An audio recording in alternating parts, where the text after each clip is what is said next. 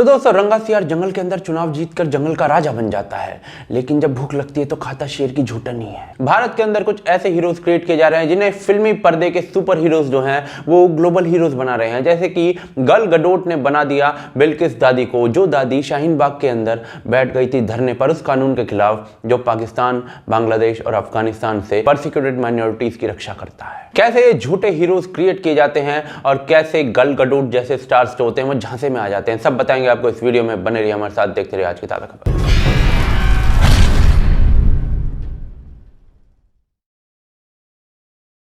तो दोस्तों wonder woman बनने वाली गल गडोट ने इंस्टाग्राम पर शेयर किया कि बिल्किस दादी उनकी पर्सनल फेवरेट वंडर वुमन है। नीचे लिखा था कि इस 82 साल की महिला ने भारत में वुमेन्स के राइट्स के लिए लड़ाई लड़ी। बीच में बिल्किस दादी की फोटो थी और उनकी किताब जिसे बड़ी बिंदी वाली आंटियां लॉन्च कर रही थी। अब जैसे ही उन्होंने शेयर किया तो उसके बाद आउटरीच होने लग गया भयंकर, और उसके बाद लोगों ने गल गडोट को याद दिलाया कि भाई जिसको आप महिला हितों की रक्षा के लिए लड़ने वाला बता रहे हो ना, वो तो परसिक्यूटेड माइनॉरिटीज के लिए जो बिल आ रहा था उसके खिलाफ बैठ गई थी धरने पर। और ये आउटरीच इतना भयंकर था कि गल गडोट को अपनी पोस्ट जो है वो डिलीट करनी पड़ी। अब यहाँ पर दो सवाल खड़े हो जाते हैं कि क्या जो बिल्किस दादी हैं वो वुमेन राइट्स की एक्टिविस्ट हैं या नहीं, और अगर नहीं है तो गल गडोट ने ऐसा कहा क्यों, ये नैरेटिव बना कैसे दिया गया है। तो जो बिल्किस दादी जो है वो लाइमलाइट के अंदर आई कैसे थी। जो एनडीटीवी ने एक शो बनाया था पूरा, उसके अंदर बिल्किस दादी और दो अन्य दादियों को बिठाया था और उसके अंदर उनसे सवाल ये नहीं पूछा था कि भाई सीएए कानून से आपको दिक्कत क्या है, वो सिर्फ फेस बनाने के लिए इस पूरे आंदोलन का उनको लाया गया था एनडीटीवी के ऊपर। उसके बाद शाहीन बाग के अंदर जो भी पत्रकार गया शायद उसने बिल्किस दादी से जरूर बात की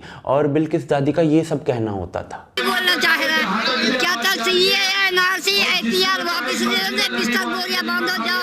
हम ऐसी सरकार नहीं मानते, हमने बैठा लिया कुर्सी पे, अपना अपना बैठिए, पब्लिक ने बैठाए, पब्लिक को मारा तो हमारे बच्चों को मारोगे तो हमारा क्या होगा।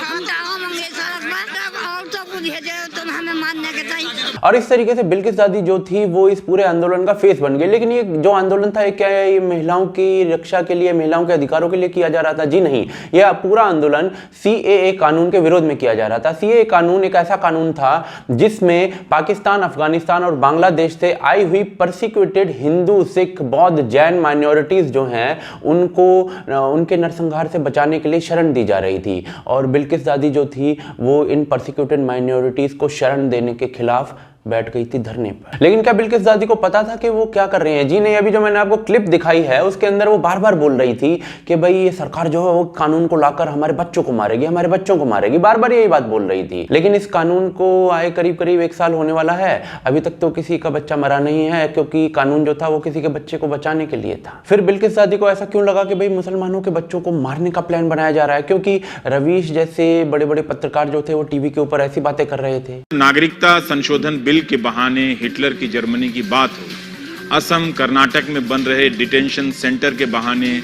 गैस चेंबर की मिसाल दी जाए तो आप लापरवाह नहीं हो सकते। और जो मेन स्ट्रीम डिस्कशन का पार्ट था वो ये चीजें बनती थी और उसके बाद यही बातें चलती थी कि भाई नागरिकता जो है मुस्लिम समुदाय की वो छीन ली जाएगी। पीएफआई जो था वो इस पूरे आंदोलन की फंडिंग कर रहा था और दूसरी तरफ दिल्ली के अंदर जिन लोगों ने दंगे करवाए थे वो लोग ही इस पूरे आंदोलन का फेस जो है वो महिलाओं को बनाने के लिए आतुर थे। ये सारी जो चीजें हैं वो मैं कोई हवाई बातें नहीं कर रहा हूँ, ये दिल्ली पुलिस की चार्जशीट से ली गई बातें हैं, लिंक डिस्क्रिप्शन के अंदर दे रहा हूँ। अब इस समय भाई वुमेन एम्पावरमेंट तो हमें कहीं दिखा नहीं, तो ये गल गडोट जो है वंडर वुमेन के सामने इस प्रकार की इमेज कैसे बन गई बिल्किस दादी की?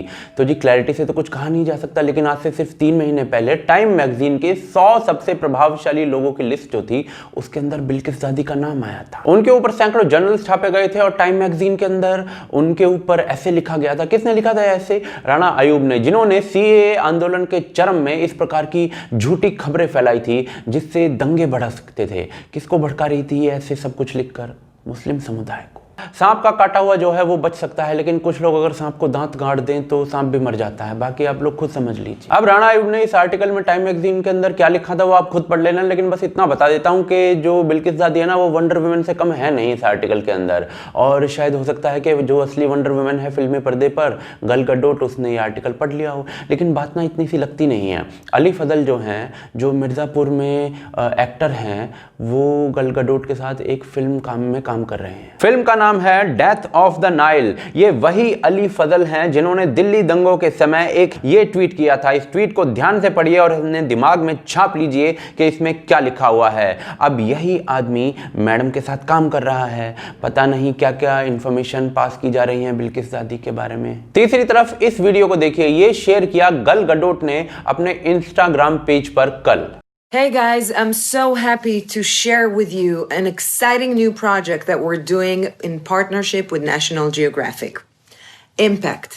It's a powerful docuseries that tells the story of exceptional women making a true impact in their communities. तो मैडम जो एक नई शो के साथ आ रही है नेशनल ज्योग्राफिक चैनल पर, उसमें 6 महिलाओं को दिखाया जाएगा और उनका इम्पैक्ट दिखाया जाएगा सोसाइटी के ऊपर, किस तरीके से वो महिलाओं के अधिकारों के लिए लड़ी। और हो सकता है उनमें से एक महिला जो है वो बिल्किस दादी भी हों, और हो सकता है कि आपको इस डॉक्यूमेंट्री के अंदर बिल्किस दादी को एक महिला अधिकारों के लिए लड़ने वाली महिला की तरह दिखाया जाए। लेकिन क्या गल गडोट के द्वारा जो पोस्ट शेयर की गई वो शेयर करना गलत था? तो जी इन्फॉर्मेशन के हिसाब से तो बिल्कुल गलत था, क्योंकि बिल्किस दादी जो हैं वो हिंदू सिख जो पाकिस्तान, अफगानिस्तान और बांग्लादेश में नरसंहार से पीड़ित थे, उनके लिए उनको शरण देने के लिए जो कानून आया था उसके खिलाफ धरने पर बैठी थी, ना कि महिला अधिकारों के लिए। दूसरी तरफ गल गडोट जो है वो खुद एक जू है, यहूदी है। पूरी दुनिया के अंदर जूस का नरसंहार किया गया है भारत को छोड़कर, और किसी तरीके से इजराइल वाला जो क्षेत्र है आज की डेट में उसमें शरण मिली थी और इजराइल बाद में एक देश बना था। अब वही गल गडोट जो है वो एक ऐसी दादी को आइकॉन बना रही है जो नरसंहार के शिकार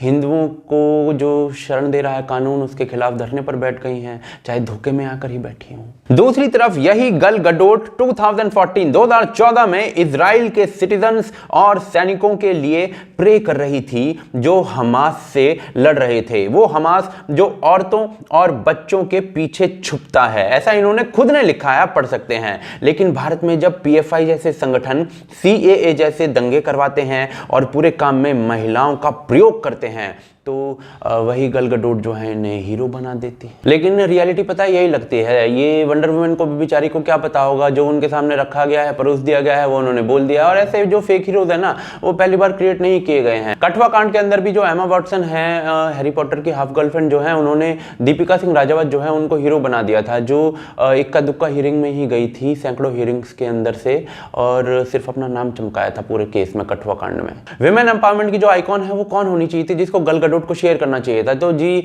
मेरे ख्याल से तो वो शाहबानो थी, जिन्होंने 3 तलाक के खिलाफ और अपने हकों के लिए कोर्ट के अंदर जाकर लड़ाई लड़ी थी और कोर्ट के अंदर जाकर केस भी जीता था।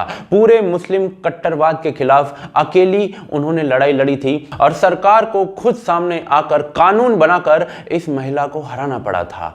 तो मेरे ख्याल से तो वुमेन एम्पावरमेंट की जो आइकॉन है वो शाहबानो होनी चाहिए थी। लेकिन सच यहां पर यह आ जाता है कि शाहबानो का नाम शायद ही कभी आइकॉन के रूप में टाइम मैगजीन के अंदर छापा गया होगा, या फिर एक आइकॉन की तरह रखते हुए उन्हें टाइम मैगजीन के अंदर ऐसे लिखा गया होगा, या फिर इस प्रकार की कोई बड़ी कवरेज उन्हें दी गई होगी। तो यहाँ से ये बात सामने आ जाती है कि इस प्रकार के जो हीरोज होते हैं वो मैन्युफैक्चर किए जाते हैं, परोसे जाते हैं आपके सामने लड्डू की तरह। लेकिन खाली जैन लड्डुओं को, पर याद रखिएगा कि लड्डू ना जहरीले हैं। और गल गडोट जो है वो खुद एक जूइश यहूदी ओरिजिन से हैं, तो इन लड्डुओं के स्वाद के बारे में तो उनसे ज़्यादा कौन ही जानता होगा। अब इस सब के बावजूद भी गल गडोट जो हैं या और स्टार्स जो हैं वो इन लड्डुओं को खाएंगे या नहीं, ये तो मैं नहीं जानता हूँ, क्योंकि मेरे भोलेपन को तो आप जानते ही हैं। लेकिन भारत की जनता इस बारे में जानती होगी, तो भारत की जनता कमेंट के रूप में मुझे बताए इस पूरे संस्करण के बारे में, इस पूरी चीज़ों के बारे में। दूसरी तरफ यदि आपको हमारा काम पसंद है तो आप हमें सपोर्ट कर सकते हैं patreon.com पर, या फिर ज्वाइन बटन के थ्रू, जिनका लिंक जो है वो डिस्क्रिप्शन के अंदर है या फिर पिन कमेंट के अंदर है। आप हमें सपोर्ट करते हैं तो ये चैनल जीवित रहता है। आप हमारे मर्चेंडाइज खरीद सकते हैं vocalfactory.com से, लिंक उसका भी डिस्क्रिप्शन के अंदर है, पिन कमेंट के अंदर है। आप देख रहे हैं आज की ताज़ा खबर। जय हिंद, जय भारत।